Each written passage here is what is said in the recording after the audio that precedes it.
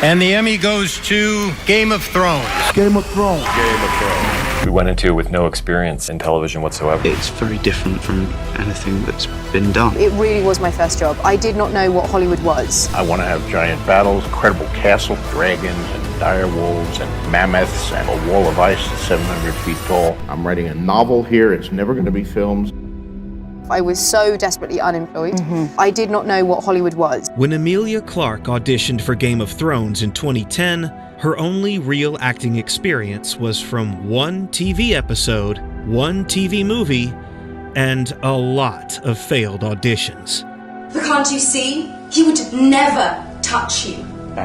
You are beneath him. He would never touch you. Bet. You are beneath him. I've thought many times, maybe I'll just give up acting. And I can't. I just can't do it. Do you remember the audition for this show? I do.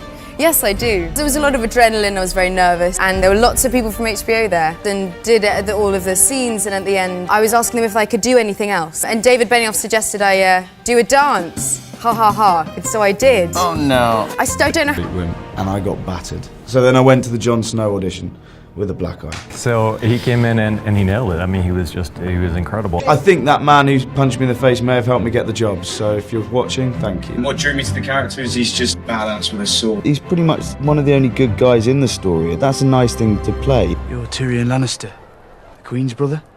My greatest accomplishment. For Tyrion, Peter Dinklage. That was the one role where we didn't audition anybody, we didn't read anybody. When I first heard they were interested in me for a fantasy show, I went, ugh, no. When clinically what you are has become sort of poached by the fantasy world as a term for somebody who's not human. What you see is a dwarf.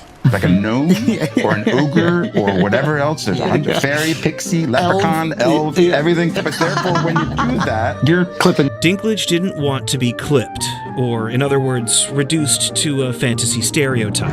One of the biggest actors in this town, Peter. What is that, a play on words or something? Can what make you like perfect or something? So perfect. It was literally 10 seconds into the audition, we were like, yep, she's the one. I don't care. I'm going out riding. God to be true, Aria. Sometimes you act like such a child. We had already hired Maisie, I guess. I hadn't read the script. I didn't know what any of it meant. I didn't even know what kind of show it was. We made Maisie read with Sophie as a chemistry read. I hate riding. All it does is get you soiled and dusty and sore. Anyway, you're not supposed to leave the column anymore. Father said so. Father said so. This was a sisterly anti-chemistry because they didn't like each other at all. And just knowing that was it, that was already on top of it. I'm Sophie Turner and I play Sansa Stark. I learned how to act on that show in front of millions of people. It was really embarrassing. You go back and you watch Maisie and Sophie in the first season, and they were just little kids, you know. Maisie looked like she was 7 years old when we started shooting. Reshot because we learned it was a very difficult sort of a hybrid between film and television. If you remember, at the end of the pilot, Cersei and Jaime Lannister, who are twins, are having sex. And it's supposed to be kind of a shock because they're twins. And so we showed the episode to 3 of our good friends who are writers, very smart people. And at the very end, we looked at them and said, okay, what do you got? And they're kind of looking at each other, they're kind of embarrassed. And one of them said, are those 2 blondes? Are they related in some way? They didn't realize that they were brother and sister. There wasn't ever any point at which you were told explicitly that, like, So the incest, all that stuff gets lost, obviously. Yeah, and that's the whole point of the scene, like literally goes out the window. The unaired pilot also featured a noticeably different cast, with Tamsin Merchant in the role of Daenerys and Jennifer Eel as Catelyn Stark. For 3 or 4 months after we'd shot the initial pilot, it seemed 50-50 whether or not HBO would actually pick up the show. They were not pleased at all, but they still felt that, well, we've already sunk 10 million. Studios who were initially interested in doing it as a feature film. People I met with from movies said one of 2 things. They either said, oh, we'll just make the first movie, and then after that's a hit, then we'll make more. Or alternatively, they said, well, we have to find, yes, it's true, it's too complex, it's too big the way it is, but we have to find the central arc.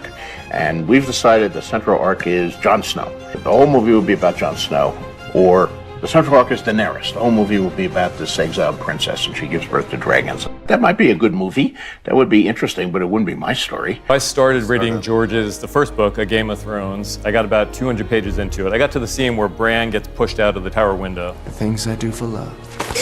I called Dan and said, you need to check out these books because I might be crazy, but I think this could be the greatest series of all time. I sat there in my chair and I didn't move, and my now wife, then girlfriend, was wondering why I wasn't moving and I wasn't bathing. I read 900 pages in 2 days, which I hadn't done probably since I was 12 years old. I decided the only way it could be done was with someone like HBO as a series of television